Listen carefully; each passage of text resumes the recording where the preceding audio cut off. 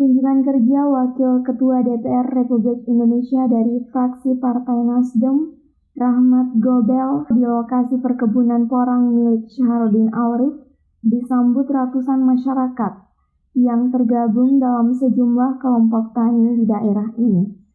Dalam kunkernya tersebut, Rahmat Gobel merasa kagum dengan inisiasi yang dilakukan oleh Wakil Ketua DPRD Provinsi Sulsel dengan mengarahkan masyarakat untuk menanam porang dalam meningkatkan kesejahteraan masyarakat.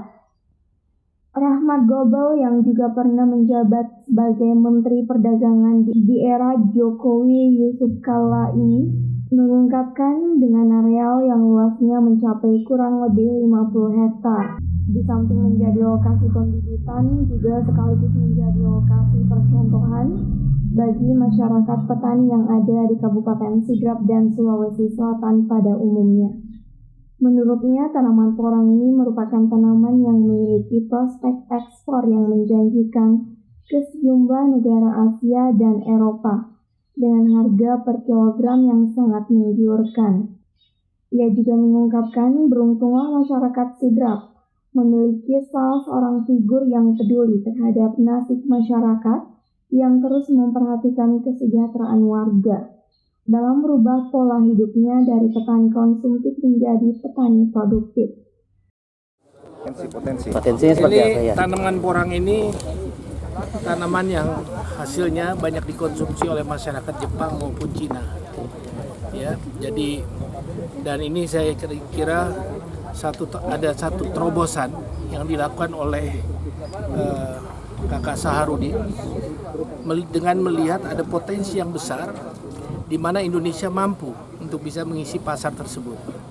Yang kedua, bahwa atas inisiatif seorang Kakak Saharudin ini, beliau bisa memanfaatkan tanah-tanah yang tidur.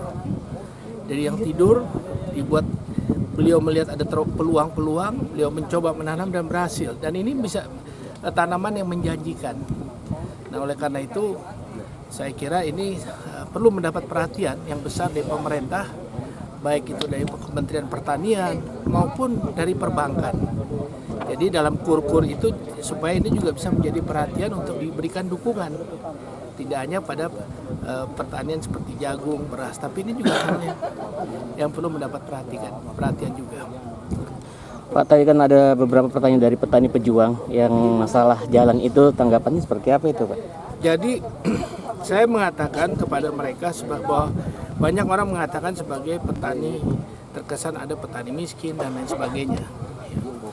Nah, kalau saya mengatakan kepada para petani di sini bahwa mereka itu adalah petani pejuang.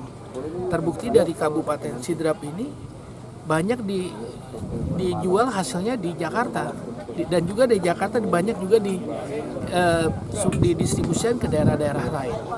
Jadi karena para petani ini sendirilah, karena beliau itulah yang membuat kita sebetulnya menjadi bisa mandiri dengan di sektor pangan ini sendiri.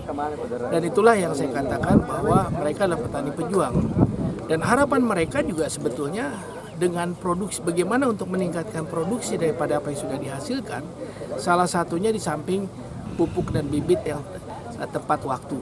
Yang kedua adalah akses infrastruktur jalan, ya, dari sektor pertanian sampai ke pabrik maupun sampai ke ini. Dan itu memang hal yang wajar karena untuk lebih bisa meningkatkan bagian daripada meningkatkan produktivitas.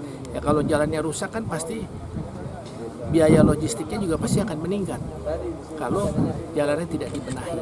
Makanya perlu juga mendapat perhatian, dan baik itu lewat dana dari APBD dari kabupaten maupun provinsi harus juga memberikan perhatian untuk mendorong hasil buminya, hasilnya supaya bisa memberikan nilai tambah yang lebih besar lagi, tidak hanya kepada para petani, juga kepada para konsumen. Dari Kabupaten Sidrap, Erwin Parolai mengabarkan.